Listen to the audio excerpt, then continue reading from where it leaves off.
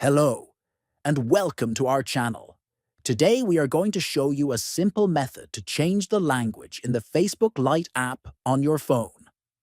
Whether you want to switch to English, Spanish, French, or any other language. First, open the Facebook Lite app on your phone.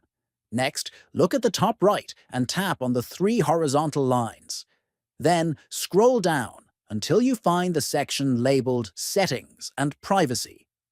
Tap on it to expand more options. After that, you will see the Language option. Tap on Language to view the full list of available languages. Now, simply scroll through the list and choose the language you want to use. Once you select a language, Facebook Lite will update instantly, and all menus and options will appear in the language you selected. If you found this video helpful, please subscribe to our channel, like the video, and share it with your friends.